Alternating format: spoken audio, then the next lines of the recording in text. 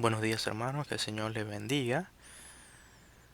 En esta mañana vamos a estar estudiando el capítulo 4 de Filipenses, versículos 10 al 20.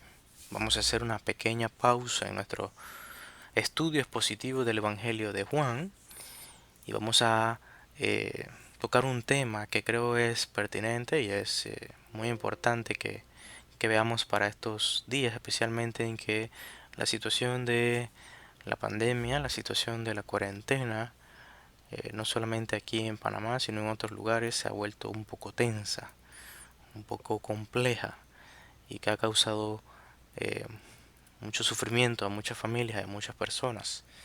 De modo que es importante, creo, que meditemos en dos aspectos de la Biblia que enseña la carta de los filipenses con gran claridad.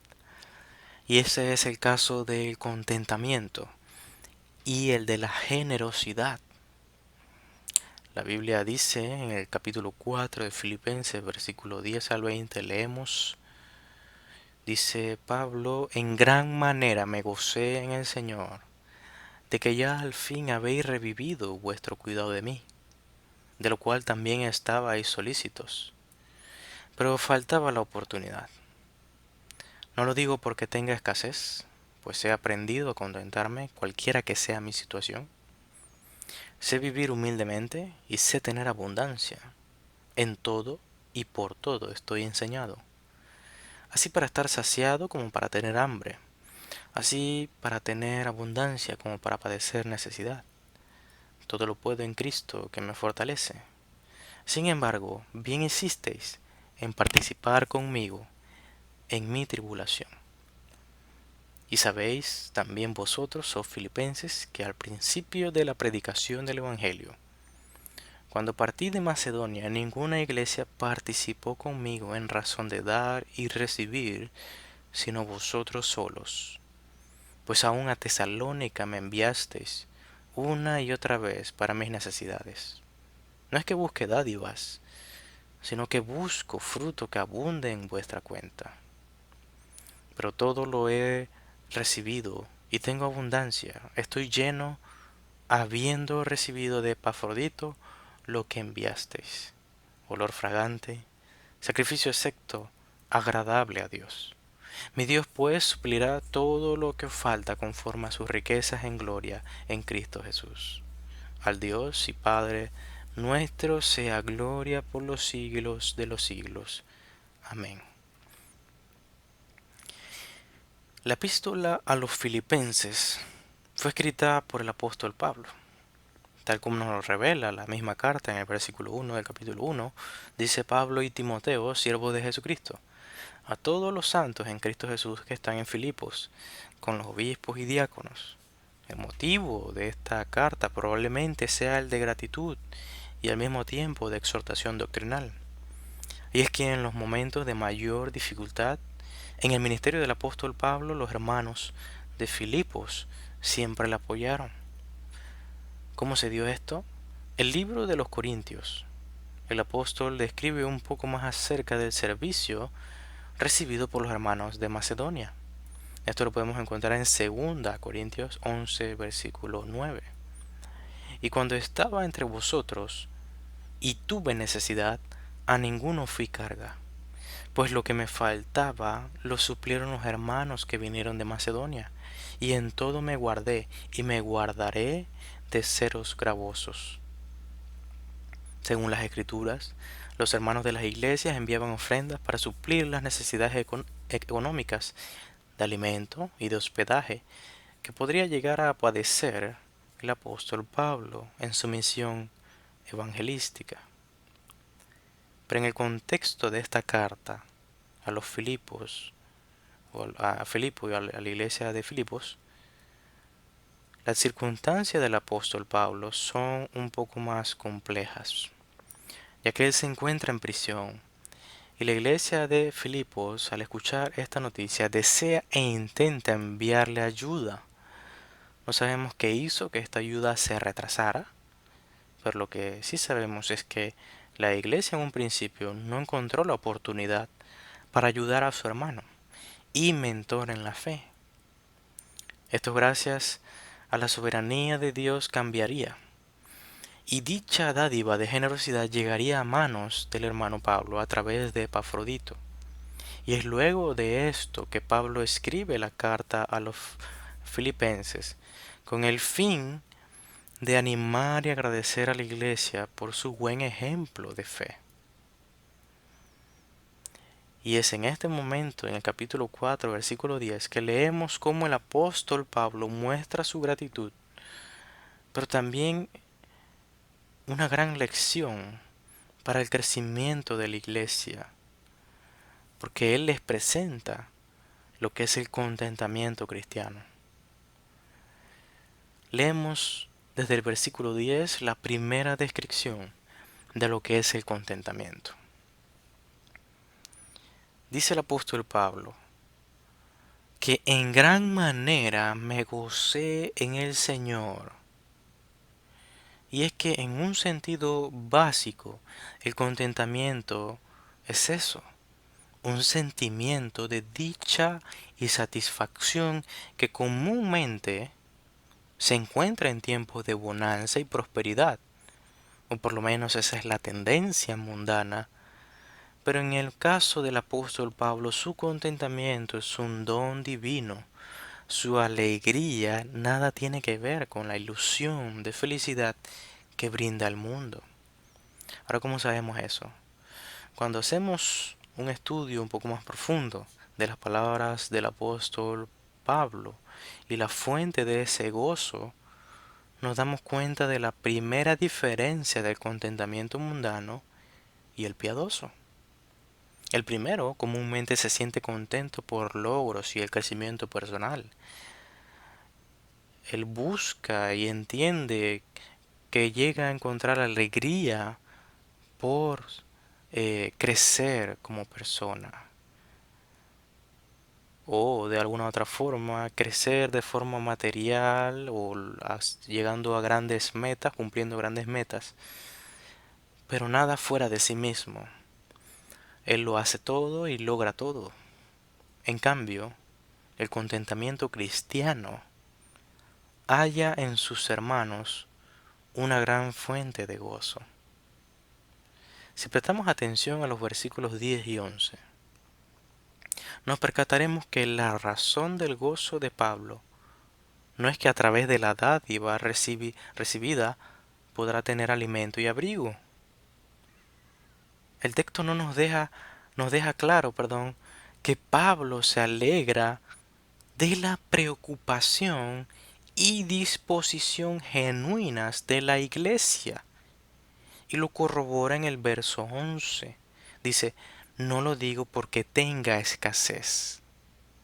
O en otras palabras, yo no me alegro, me gozo porque haya tenido escasez y esta ofrenda supla esa necesidad. No.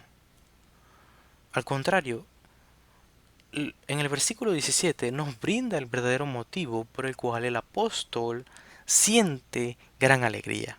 Versículo 17 dice, no es que busque, o en otras palabras, demande dádivas, sino que busco fruto que abunde en vuestra cuenta. En otras palabras, Pablo dice, yo no demando de ustedes dinero, sino que demando frutos de justicia abundante en ustedes. El interés de Pablo se centraba en ver a la iglesia crecer. Su alegría provenía en este momento, en particular, de la formación de la imagen de Cristo en la iglesia. En sus manos no tenía una simple ofrenda, sino que tenía la prueba del desprendimiento y genuina caridad del corazón de sus hermanos en Filipos. Esto también tiene mucho que ver con lo que dice la carta de Hebreos en el capítulo 13, versículo 3, que dice, acordaos de los presos, como si estuvierais presos juntamente con ellos, y de los maltratados, como que también vosotros mismos estáis en el cuerpo. Lo que Pablo está festejando es que la iglesia se ha unido a él en sus prisiones, en su aflicción. Hay comunión, hay unidad a pesar de las distancias, a pesar de las circunstancias. Él, él encuentra en sus hermanos el abrazo y el amor de parte de ellos a pesar de que están lejos. Eso lo vemos también en el versículo 7 del capítulo 1 cuando dice, como me es justo sentir esto de todos vosotros, por cuanto os tengo en el corazón y en mis prisiones. Dice, continúa, y en la defensa y confirmación del Evangelio, todos vosotros sois participantes conmigo de la gracia, de la gracia. La iglesia se unió a Pablo en sus prisiones. En medio de la aflicción, Pablo sentía el amor y el abrazo de sus hermanos. Y esto generó gozo en Pablo, generó contentamiento, a pesar de la circunstancia. Pero Pablo describe y continúa diferenciando y describiendo el contentamiento. En el versículo 11 al final dice, pues he aprendido a contentarme. Como saben, lo que ya leímos anteriormente, esto no tiene nada que ver con el hecho de que tenga escasez o no tenga escasez. Mi gozo no depende de eso. Realmente he aprendido a contentarme, cualquiera que sea mi situación. En el versículo 12 continúa y dice, sé vivir humildemente y sé tener abundancia en todo y por todo estoy enseñado, así para estar saciado como para tener hambre, así para tener abundancia como para padecer necesidad. Y este es un claro contraste. Pablo ha aprendido a vivir contento, sea cual sea la circunstancia en la que él viva. Si leemos con cuidado la historia del apóstol Pablo, evidentemente los momentos de escasez y humillación fueron mayores que los momentos de abundancia, pero los tuvo. Y como dije, el concepto mundano del contentamiento, de sentirse satisfechos o conformes, es normalmente encontrado en los momentos de gran prosperidad, en el momento en que hay mucho alimento en casa, en el momento en que hay abrigo, hay techo, pero no en lo contrario. Pero Pablo dice que ha sabido vivir humildemente. Luego dice que, que ha sabido cómo tener hambre y al mismo tiempo para saber cómo padecer necesidad. Estas cosas son totalmente, para muchos, imposibles, irracionales. No tienen ningún sentido. Cualquier persona va a sentir un sentimiento pleno de contentamiento en medio de tiempos de gran abundancia, pero ¿quién podría sentir lo mismo en la cárcel? ¿Quién podría vivir eso sin un lugar a donde dormir? Y esa respuesta, evidentemente, en este caso sería el apóstol Pablo. Pablo, hasta este punto, hace un análisis de las distintas circunstancias en las que ha estado y entiende que ha aprendido a vivir contento aún en las peores situaciones. Persecución, dicha total. Azotado, gozo. Apedreado, estoy alegre. Encarcelado, estoy contento. Esa era la mentalidad del apóstol Pablo en estos momentos. No es que él fuese de piedra, ni mucho menos. No es que no tuviese sentimientos, al contrario. Era evidente que el apóstol Pablo sufría, pero aún así se sentía satisfecho. Encontraba dicha, alegría, gozo, aún en los peores momentos. Era notorio en la vida de Pablo que había aprendido a recibir cualquier situación como una afirmación de la buena voluntad de Dios.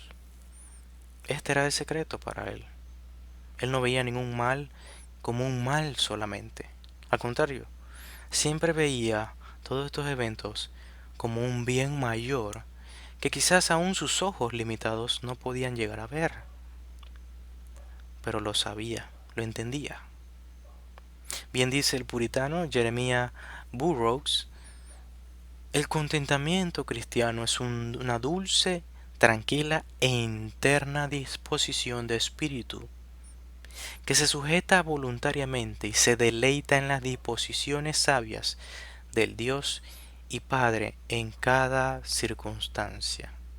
No importa cuán mal sea esa circunstancia, Pablo se sometía a ella, esperaba en ella, estaba tranquilo en medio de las peores circunstancias.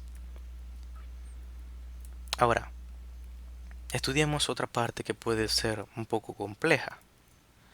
El apóstol Pablo está diciendo que, sea cual sea su situación, ha aprendido a sentirse contento. Entonces quiere decir que bajo las circunstancias presentadas por el apóstol Pablo en el versículo 12, Pablo ha aprendido, quiere decir que ha aprendido a sentirse contento en la abundancia. ¿Hay alguna diferencia entre el mundano y el creyente en sentirse contento en tiempos de abundancia? Sin duda alguna. Obviamente lo segundo parece obvio, de sentirse contento en la abundancia. Para muchos este sentimiento en tiempos de abundancia no se le puede atribuir a ningún mérito espiritual. Pero ¿qué quiere decir el apóstol Pablo cuando dice, sé tener abundancia en todo, y por todo estoy enseñado, así para estar saciado y así para tener abundancia? ¿Qué quiere decir esto? Este verso 12, cuando habla de abundancia, se refiere a esos momentos en el que el apóstol gozó de algún tipo de ayuda, como un techo, un hospedaje, comida y vestimenta, de parte de los hermanos que le recibían. Un ejemplo de esto podría ser la atención recibida por los Gálatas cuando contrajo una enfermedad severa, la cual Pablo describe, le describe que le asistieron como si fuese el mismo Cristo. Esto lo podemos encontrar en Gálatas capítulo 4, versículos 13 y 14. Leemos Gálatas 4, 13 y 14. Dice así: pues vosotros sabéis que a causa de una enfermedad del cuerpo os anuncié el Evangelio al principio, y no me despreciasteis, ni desechasteis por la prueba que tenía en mi cuerpo. Antes bien, me recibisteis como a un ángel de Dios, como a Cristo Jesús.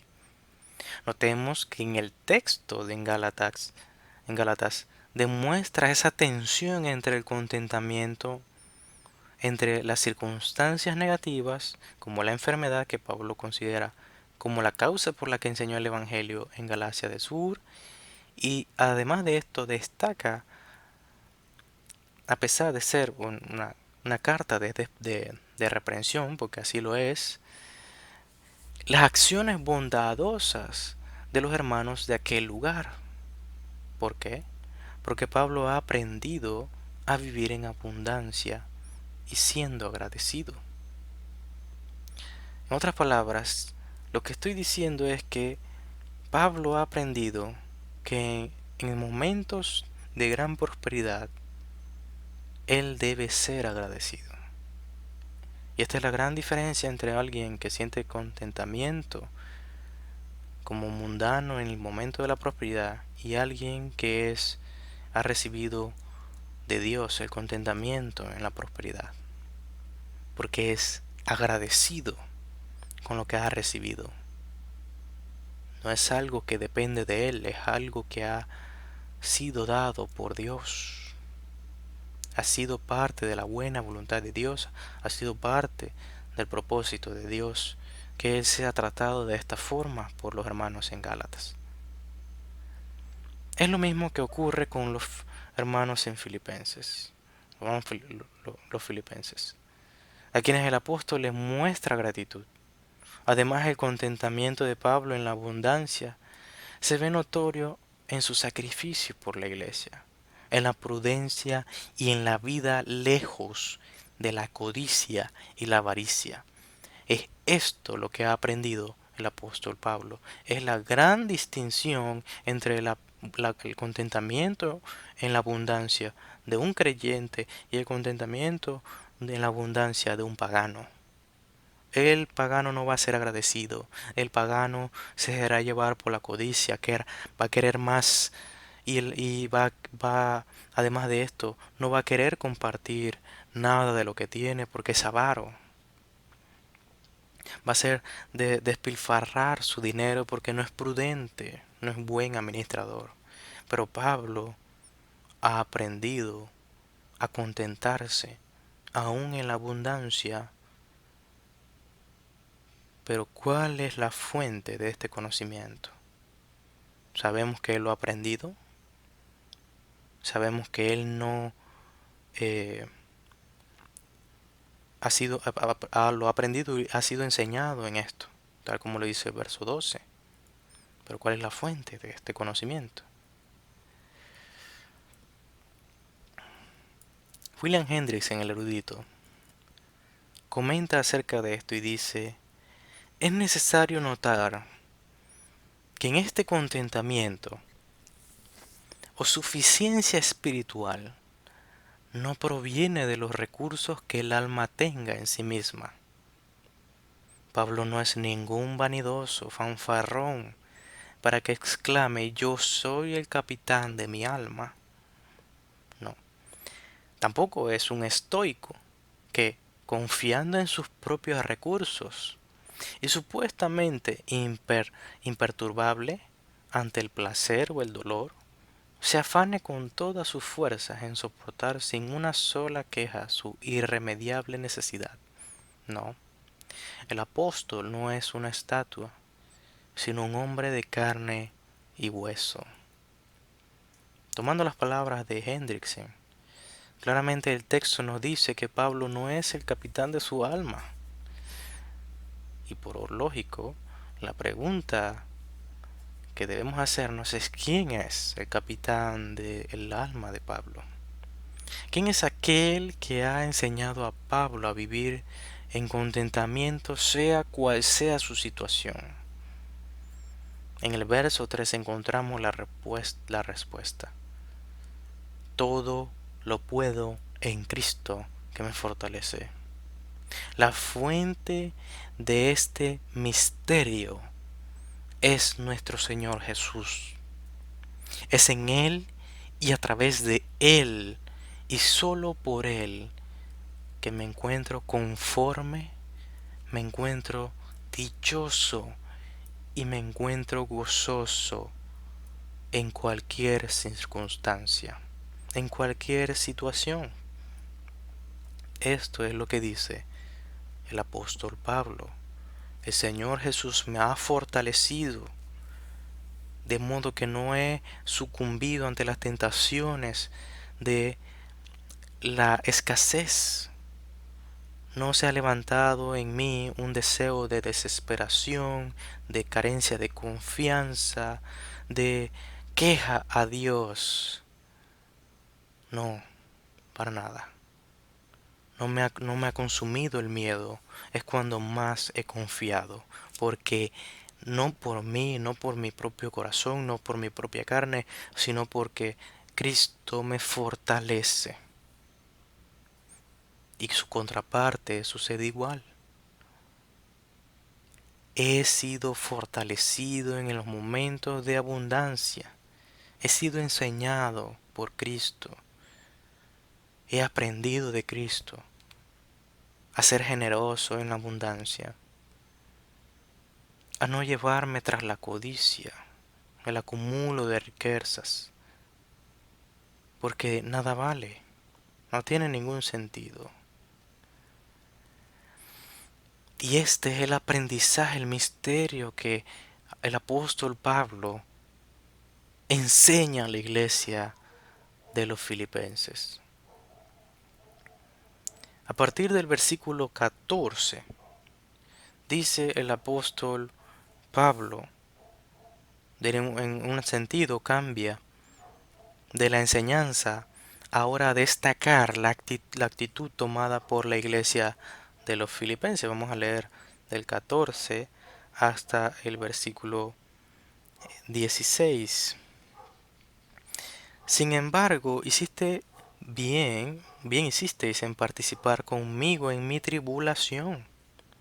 Y sabéis también vosotros, oh filipenses, que al principio de la predicación del Evangelio, cuando partí de Macedonia, ninguna iglesia participó conmigo en razón de dar y de recibir, sino vosotros solos, pues aún a Tesalónica me enviasteis una y otra vez para mis necesidades.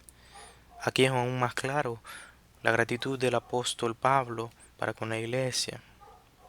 Ahora, estudiemos un poco acerca de la generosidad.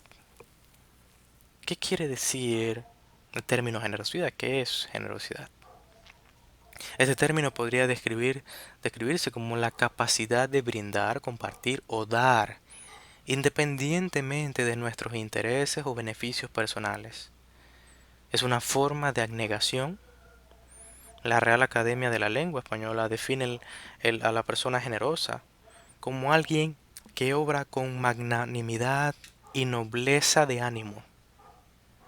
Esto lo podemos ver en la actitud de generosidad continua de la iglesia de Filipo, que a pesar de sus propias necesidades económicas, aún así se sacrificaba por el bien de sus hermanos. Dice esta misma actitud, tal como la hemos leído en los versículos 14 al 16, en la cual el apóstol describe la actitud dadivosa de parte de la iglesia para con él, y la destaca por sobre las demás, que quizá con más beneficios que ellos fueron aún así más generosos.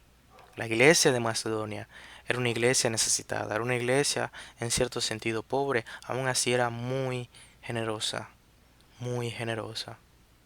Dice el capítulo 8 de Corintios: asimismo, hermanos, os hacemos saber la gracia de Dios que se ha dado a las iglesias de Macedonia, que en grande prueba de tribulación, la abundancia de su gozo y su profunda pobreza abundaron en riquezas de su generosidad.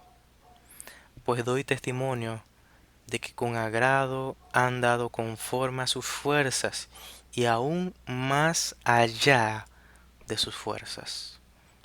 Es increíble el testimonio de la increíble y abundante generosidad de estos hermanos. No eran personas adineradas, eran personas con necesidades, pero aún así estaban unidas y creían imperativo dar a aquellos que estaban en una situación aún peor que la de ellos. Ahora, ya definido esta generosidad, ¿qué dice este texto acerca del objetivo de la generosidad? Muchas personas desafortunadamente son generosas hoy día. Muchas personas hoy día dan, sin duda alguna. Eso lo podemos ver en todo lugar. Eh, Diferentes organizaciones, diferentes personas están siendo generosas con aquellos que están más necesitados. ¿Es la generosidad de aquel incrédulo igual a la misma del creyente? ¿Es lo mismo? ¿Buscan lo mismo? ¿Tienen el mismo objetivo? Creo que la Biblia nos enseña en este libro claras distinciones de esto. Y es evidente que la generosidad en cierto sentido no es algo exclusivo de los creyentes. Muchos paganos a lo largo de la historia han hecho grandes obras de generosidad. Entonces, ¿cuál es la distinción?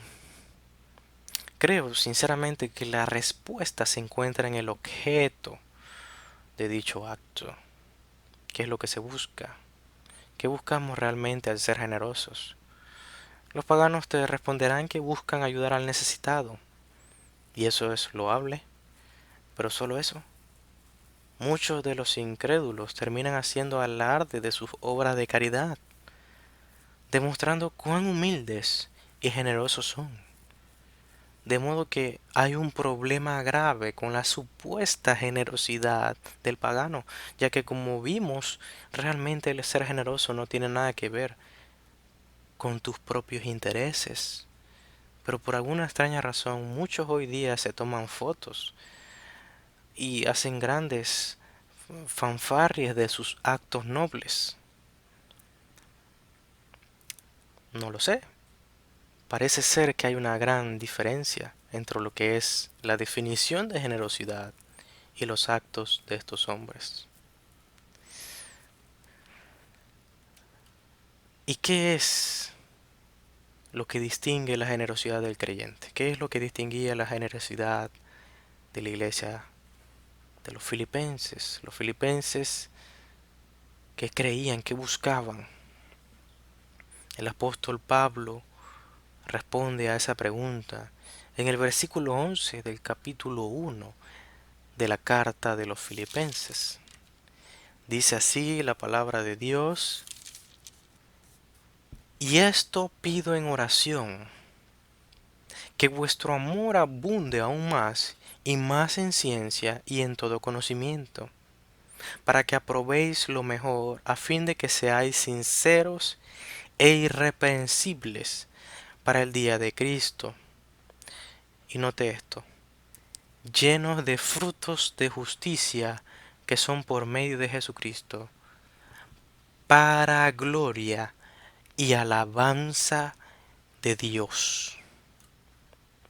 Pablo entendía, oraba y enseñaba a la iglesia que las obras de generosidad no se hacían solo con el objetivo de ayudar o de ser afirmados por el mundo, sino para dar gloria y alabanza al nombre de Dios. Ser generosos para con nuestros hermanos y para con todos es una forma de adoración, es una forma de adorar a Dios, no a quien recibe la ofrenda, sino al soberano sobre toda la creación y a la cabeza de la iglesia. El mismo apóstol, al recibir la ofrenda de Epafrodito, expresa lo que significa esta ofrenda realmente. Esto lo podemos encontrar en el versículo 18 del capítulo 4. Dice así: habiendo recibido de Epafrodito lo que enviasteis, dice, olor fragante, sacrificio acepto, agradable a Dios. Con nuestros bienes, mi querido hermano, podemos honrar a Dios. ¿Pero ese es el único objeto de la generosidad cristiana? ¿Acaso es lo único que buscamos? ¿Es a lo único que respondemos? No, realmente no, no es lo único. Ya que si amamos a nuestro Dios por encima de todas las cosas, sus palabras serán tesoros inigualables. Y si algo da gloria a Dios, es hacer lo que Él nos ha pedido que hagamos. ¿Qué ha pedido nuestro Señor que hagamos? La palabra de Dios nos enseña a amar al prójimo como a uno mismo. Es más que todos los holocaustos y sacrificios. Es superior a todo concepto ritualista de adoración. Amando a Dios y al prójimo cumplimos la ley. Y tal como menciona el Evangelio de Marcos, esto es más grande que cualquier ritual y sacrificio de animales.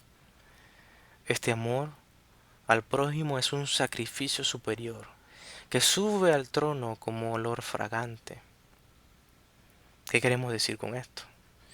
Si realmente glorificamos a Dios y amamos sus palabras, hermano, inevitablemente tendremos un genuino cuidado y amor para con nuestros hermanos y con todos aquellos que nos rodean.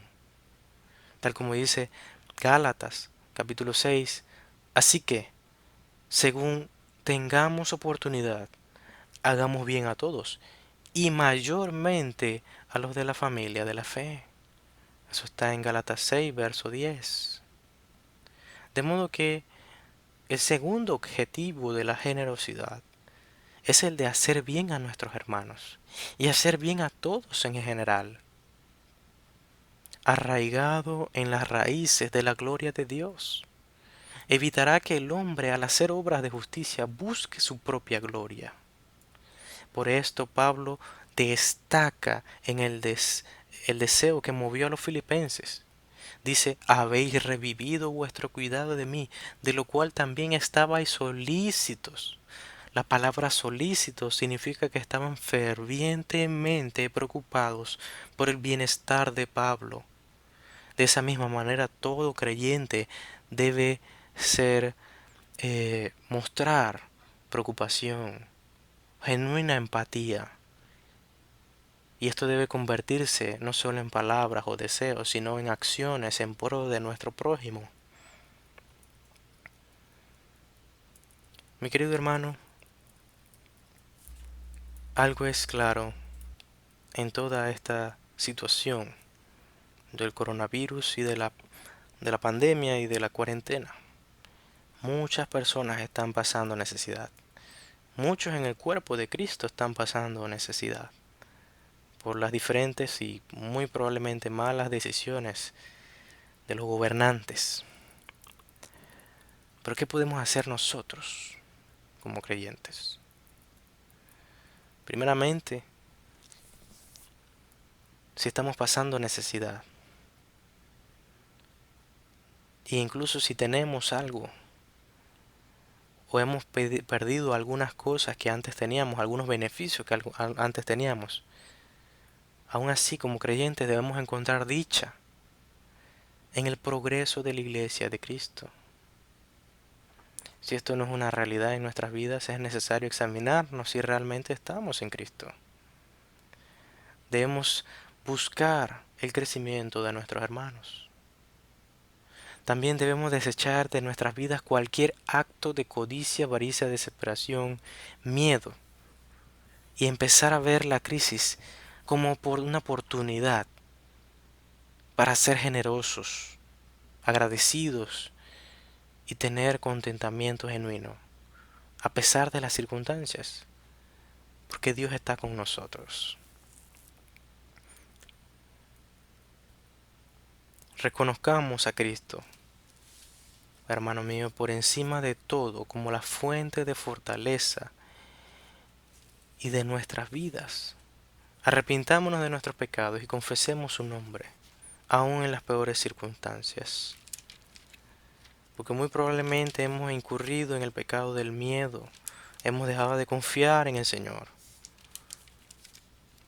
hemos dejado de preservar en su palabra por la crisis misma, o muy probablemente hayamos sido avaros, mezquinos con nuestros bienes hacia aquellos que tienen necesidad. Si usted conoce a algún vecino, algún conocido, algún hermano de la iglesia que tenga necesidad, hermano, le pido, no porque yo lo diga, sino porque las escrituras lo exigen así, que seamos generosos, que atendamos a nuestros hermanos, que nos unamos a ellos y que hagamos bien a todos. Esto es lo que dice Cristo a su iglesia. Y si nosotros estamos pasando necesidad, si alguno que escucha está pasando necesidad, sepa, primero que todo, que en Cristo puede encontrar la fortaleza y el contentamiento necesario para lidiar con esta situación tan difícil. Y segundo lugar, quiero leer la promesa que hace el apóstol Pablo en el versículo 19 del capítulo 4. Estoy seguro que este verso no es una fantasía ni una esperanza vacía. Dice la Biblia en el versículo 19 del capítulo 4, mi Dios, pues, suplirá todo lo que os falte o falta conforme a sus riquezas en gloria en Cristo Jesús. ¿Por qué dice esto Pablo? Claramente porque durante toda su vida, que ha pasado por las peores circunstancias, ha pasado hambre, ha pasado frío, ha pasado con gran dolor en su cuerpo, diferentes enfermedades. A pesar de todo eso, él ha sentido la provisión de Dios de muchas formas. Una cosa es clara, de que el Señor nos provee de pan, de techo y de abrigo. Si hermano, si tú tienes eso, por favor te pido que tengas contentamiento de estas cosas a pesar de que es poco. Pero entiende que Dios te las ha dado. Ve eso como algo importante, como un regalo de Dios. Una parte de las dádivas del Señor a tu vida. No te dejes llevar por la desesperación. Confía, porque Él va a suplir. Seguirá haciéndolo. Él seguirá poniendo pan en tu mesa, porque Él tiene cuidado de nosotros. Pablo entiende eso. Pablo lo ha vivido. Y él puede decir confiadamente que Él suplirá. Pero aún más importante, Él le dice esto a la iglesia de Filipenses, a los filipenses. Porque como leímos en su oración en el capítulo 1, lo que a la iglesia le puede faltar puede ser amor, puede ser conocimiento en ciencia, pueden ser frutos de justicia. Y si esto hace falta en la iglesia, Él lo va a proveer. Él va a cumplir la obra que empezó en nosotros, tal como dice el capítulo 1, versículo 6, estando persuadido de esto, que el que comenzó en vosotros la buena obra, la perfeccionará hasta el día de Jesucristo. La perfeccionará hasta el día de Jesucristo. Dios proveerá, sin ninguna duda, aun en las peores de las circunstancias. Probablemente, alguno que haya perdido su comodidad o confort económico pueda sentirse desesperado, pero sepa que Dios ha proveído de lo necesario para usted. Y eso es suficiente.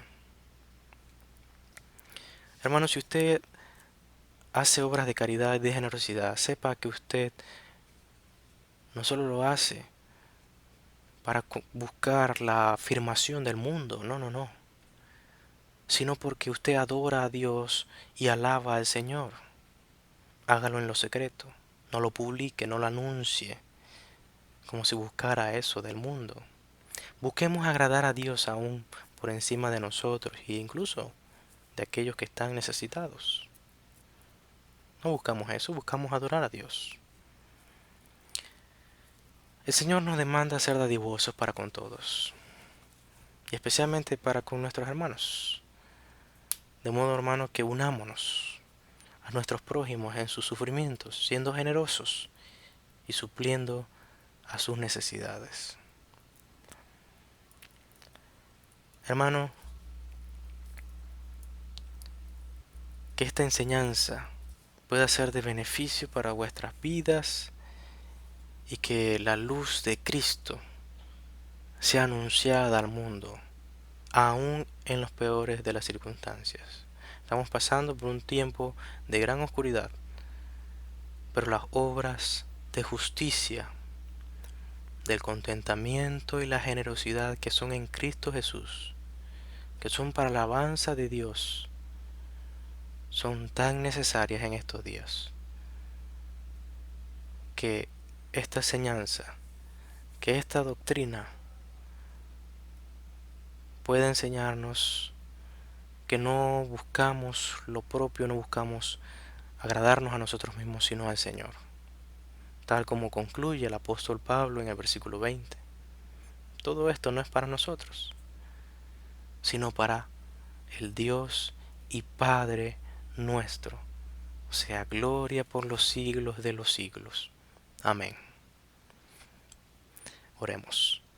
Señor, te damos gracias por esta oportunidad que tú nos regalas. Te bendecimos y santificamos tu santo nombre. Te pedimos, Señor, que tu Espíritu Santo nos ilumine, nos dé entendimiento para acatar con lo que tú nos demandas, tú nos encomiendas, especialmente en días como estos, de que podamos estar también satisfechos en ti, que podamos hallar en ti gozo genuino a pesar de las dificultades económicas y sociales que puedan haber, que podamos ser generosos, que podamos ser desprendidos y evitar la avaricia o la codicia. Señor, ayúdanos y guíanos. Enséñanos como el apóstol Pablo. Guíanos en el misterio del contentamiento y ayúdanos también a ser dadivosos y unirnos en las aflicciones y dificultades de nuestros hermanos y también de este mundo caído, que necesita urgentemente un Salvador. Te damos gracias y te damos gloria. En el nombre de Jesús. Amén y amén.